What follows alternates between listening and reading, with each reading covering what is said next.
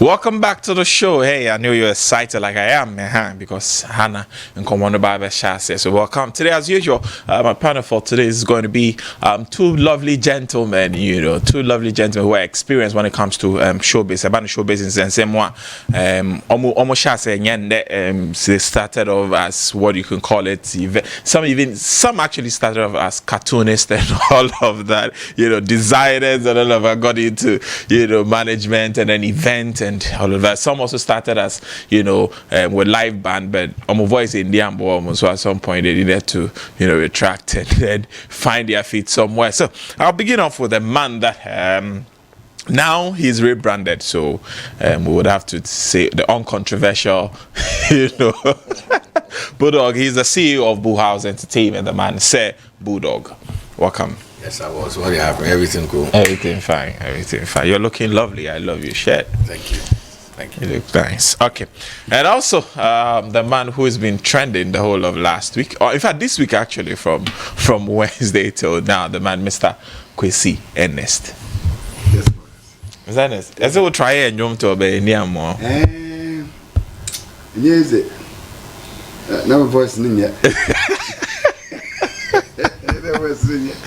But that's something. It's a policy and be. But when you say Bulldog, so you're ex-rapper. I don't know if it's still a rapper there. No, cartoons. But on rappers, so not rapping. Abu me boy. But your cartoon because GBC, Oman Jan, Oman. Disappointed rapper. Disappointed. Yeah, me pay. Still. But you said something the other time that you taught Papi how to rap. Oh yeah. I mean, you can't deny it. Anytime you see him, ask him. Because I rap myself. I used to be called I was sexy. Yeah. Oh, yeah. Yeah. And then the ladies, they love me. Now they're Charlie. My boy, bro. And What's he used to call you what? I was sexy. Yeah, so do you remember some of your lines? Keje lebi ni tishna ke won ya peshi yeteshi. Inye ko ni shi. Inpe ya ko shi. Ora, you understand what I'm saying? Waka. No. Let me give you another one. Charlie Mishandi, Mingbeshi, Inye Matishi. Charlie Mishandi, Mingbeshi, Inye Matishi. Charlie Mishandi, Mingbeshi, Inye Matishi. Matishi, Nimadumos, Nihi Akashwishi. You understand what I'm saying? Oh, you don't even understand that. No, I understand that. Oh, but this rap is. I mean, they rap like Tiny be my competition. Up until now, no gun rapper. He competes Tiny. Like by now, clear I'm from the scene. Tiny. Oh. Like by now, clear I'm. What's now to you, man? Gospel. I did gospel song. Okay. Now only Joyce Blessing. Very competition. Not Joyce Mumba system. No, that time when you're no more young character, if no more yes. I remember my song. The album title was Bisayesu. Yeah. And then the song was like, this is the lines on the song, right? You want to hear something? Yes. It's a reggae tune. Okay, so it was like, oh yes, Mr. Ose, Umi Mobona Tim Pai Boy, Anapa Boy, Pera was so see that Tim in dinner, Banababuami. Wow. Oh yes, Mr. Ose, Umi Mobona Tim Pai Boy, Anapa Boy, Pera was so see that Tim in dinner, Banababuami. And Tim Pai Boy, Nana Yami. Every Bible, won't call him my team. And Jesus didn't listen to you. No, Jesus no try. And the person who cost me the biggest was Bandex. Oh, because he was my distributor. He took copies of my CDs and went to Kantamantu, and up to today he has not paid the money. Oh, what do you mean? Yes, he distributed all my CDs and nobody bought your CDs. Don't come and no, but then he has to bring me my CDs. Did you do the CDs with your money? Because as at the time, did you do the CDs with your money? It was with my money. So and go back to them. As at the time we went to check the sales. You cannot. The CDs were short in demand. Oh, so no, listen. But you can call Bandex and put him on the line. Listen. See then. You cannot. We will not allow this here. Bandex is not. You will not allow you to be saying this. You can ask from Bandex. My CDs were short in demand. Even to the iTunes will still be chasing me. Okay. If you don't believe it, I mean, people watching might think that Kwesi Ernest is making up this story, and we'll show you a cover art of that album actually. What do you mean? And that's it. Bisayesu. That's it on the screen. No, so doesn't mean he sold. Doesn't mean he sold. The guy sold about 1 million copies. I said today because you know that Amazon sent me a message that my picture is trending. You know, and your picture. Yeah, this the cover. The cover. Yeah, the sleeve design is trending. So they want to find out if I'm willing to distribute because they want to offer me a very good percent. I told them that no, I'm not ready to release it. Oh God.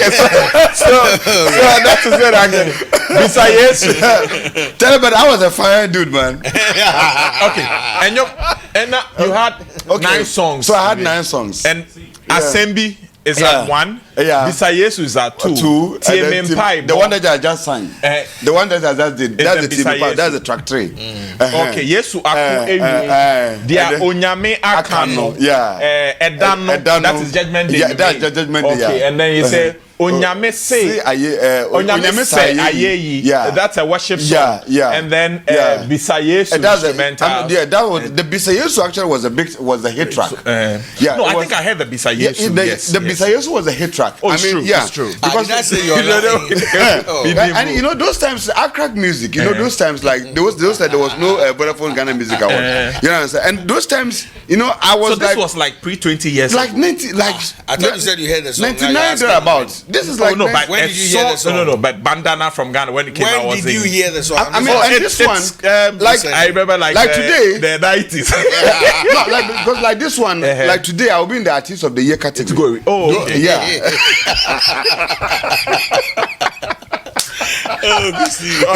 So I mean, this is show business. This is show business. Yes. So are these songs on online stores?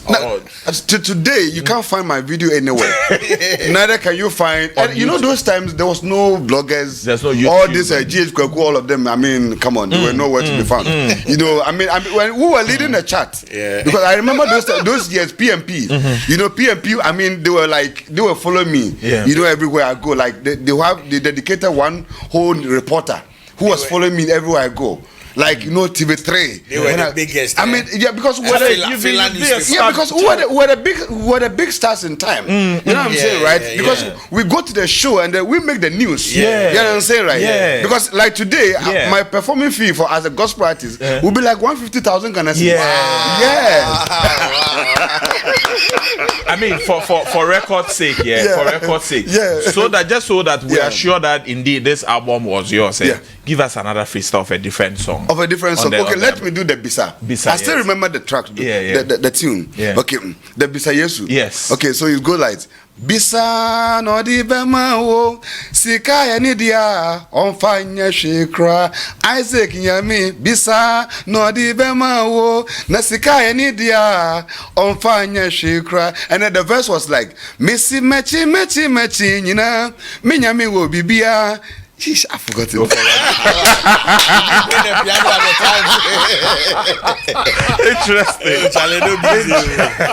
Interesting. I mean, so people all day inside with Ghana music movie. The best rapper, I don't get anybody making recording. This guy, they record them, come out. Why they accuse somebody say, you take his CDs, you don't bring money. That's why these people make big benders. Oh God! Oh my God! No. We need to introduce comedy on the Friday night. All right. So talking about songs, and I mean, Kwesi Ernest is going to wait for you on one day. Bulldog is going to wait for the rap lines, so it's fine. It's understandable. So these guys, they are not just your ordinary artist manager and event organizers and all of that. So they've been once musicians, disappointed ones. Yeah, bro. Not just disappointed, frustrated. Oh God. Okay. Now talking about songs, I mean today one issue is dominated discussion and it's about Kelvin Boy's new track, Yawa No Day. In fact, I heard the song and I'm in love with the tune. And this is not to disrespect anybody. It's a song, so you can actually. Have you heard the track? I have. Actually, I think I heard the track a month ago. I think he was doing it in the studio at the time, and he did a small live video and put it out. Yes. I think at the time, Manifest hadn't jumped on it yet. You know, beautiful song, beautiful composition. I mean, it took us back into some high life line. You know, I'm hoping nobody will come for him for that. So we'll talk about that one in a jiffy. But what people, in fact, you know, a lot of times is entertainment. So once it comes out in Conphobia, now people are saying, say, and Jomwe is a diss song. Now when you hear the song, you know music, you've been with artists, so sometimes psychologically you can get into their thinking. Do you think, in your honest opinion, that this is actually a jab to somebody? I don't think it's directed at a specific person.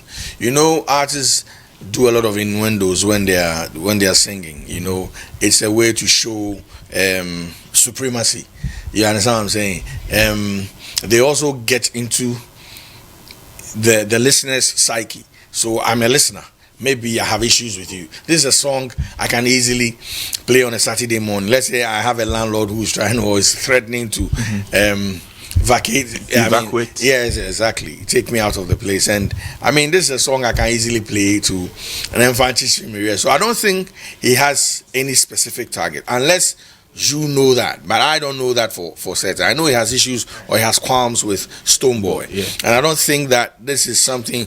It would be sad if that's what he's doing, because the last time Stonebwoy spoke, a lot of, you see, I think, and I've said this consistently, that if we're going to have the 79 and the, was it 79, right? That was when the strife came. You know, if we're going to have that same issue in Ghana again, it will be the press. You know, because they take a lot of things out of place. You understand? I mean, if Stonebwoy stands on the stage and says, the underground people, what, upcoming, right? I mean, he's thrown a jab. Any underground can pick it up.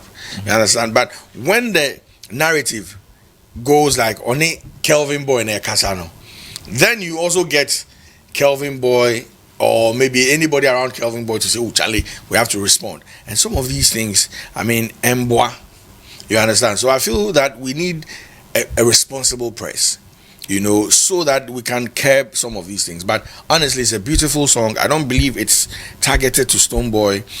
I'm hearing your producer told me Stonebwoy also dropped some response, you know, but I mean, I think it's unnecessary. You know, this is somebody, and Kelvin Boy has acknowledged, I mean, many times he's acknowledged the fact that Stonebwoy put him out there. So if in that same breath you go back and try and throw innuendos and jabs, and I mean, it's not healthy. Okay. But it's a beautiful and a classic song. I hope he makes it. Yeah, Mr. Ernest, like obviously the quality of the song cannot be underestimated, but is it a case of an irresponsible press, or maybe the press is just done exactly what it's supposed to do, to analyze content, to say that given the current situation, near AC no near kokoso no near AC edano binti near say oko to say bi mo kwa maybe say ban say say edano no there na see.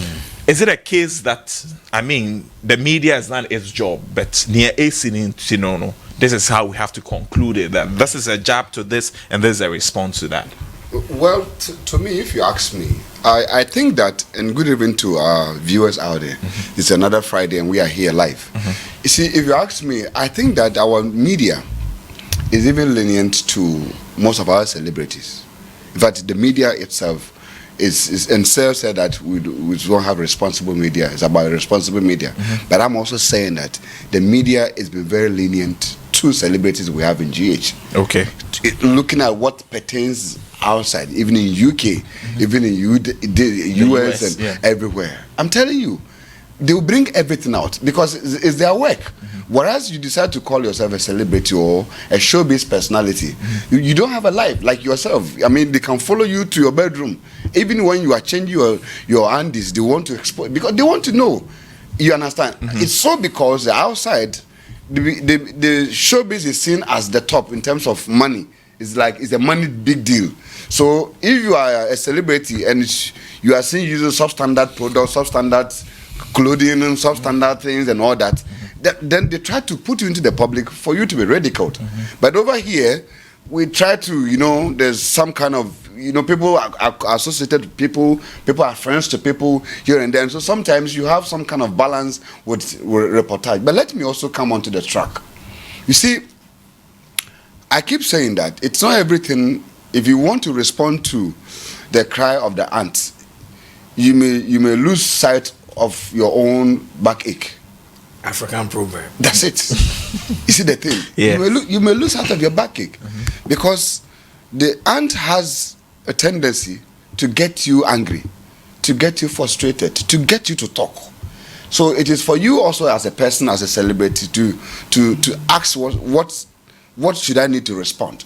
Must I respond to everything? Must I respond to every beef? Kofi Kenyatta once said something. He said it is not every artist who, when he beef you, must also beef back. Because some of the persons, when they beef you, and they are just looking for you, your fan base like this, and then carry it to themselves. They are bringing nothing. So if an artist is bringing nothing to you and is beefing you, and you tend to respond through songs, decent song or any of that nature, you are ending up losing your respect as a person, as an artist.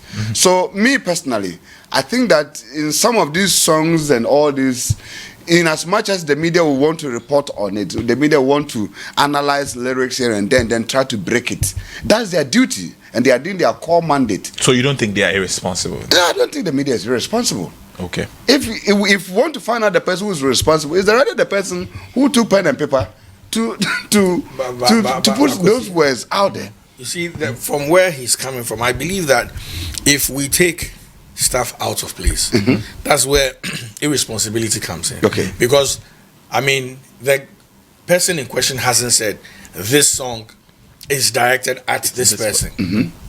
So why do we now sit back and think that's what it is? And that's where the irresponsibility tag hangs on somebody's neck. But it's also because maybe the media is also following the trends behind these two individuals. Exactly. And I understand that. You understand? The media is following these trends. I understand. We all know. We are here enough. We've been here long enough to know.